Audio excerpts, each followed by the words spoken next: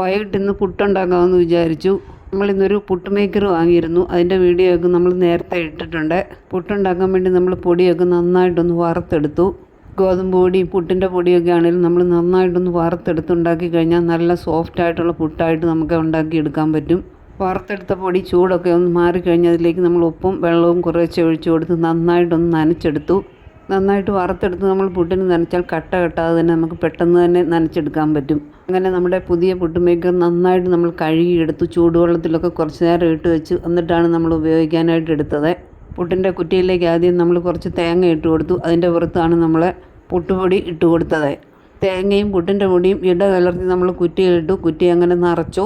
അത്യാവശ്യം നല്ല വലിപ്പമുള്ള പുട്ടുകുറ്റിയാണ് നമുക്കിന്ന് കിട്ടിയത്.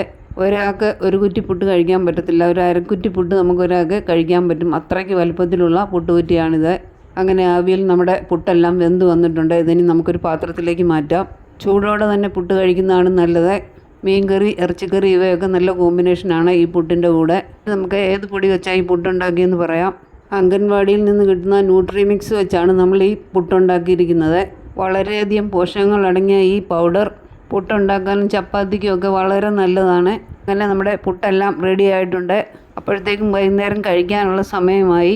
അത്താഴം നമ്മൾ എന്തായാലും 8 മണിക്ക് മുമ്പായിട്ട് തന്നെ കഴിക്കുന്നതാണ് നമ്മുടെ ഹെൽത്തിന് നല്ലത്. അങ്ങനെ നമ്മൾ കഴിക്കാൻ ആവശ്യമായ പുട്ടെടുത്തു. അതിൻ്റെ കൂടെ നമ്മളിന്ന് ഉച്ചയ്ക്ക് വെച്ച മീൻതലക്കറിയാണ് നമ്മൾ എടുത്തിരിക്കുന്നത്. ഇതും പുട്ടിൻ്റെ കൂടെ നല്ല അടിപൊളി കോമ്പിനേഷനാണ്. ഇതൊക്കെയാണ് നമ്മുടെ വൈകിട്ടത്തെ വിശേഷങ്ങൾ. നമ്മുടെ വീഡിയോ കാണുന്ന എല്ലാവരും സപ്പോർട്ട് ചെയ്യാൻ മറക്കല്ലേ. പുതിയ പുതിയ വിശേഷങ്ങളുമായി അടുത്ത ഒരു വീഡിയോയിൽ കാണാമെന്ന പ്രതീക്ഷയോടെ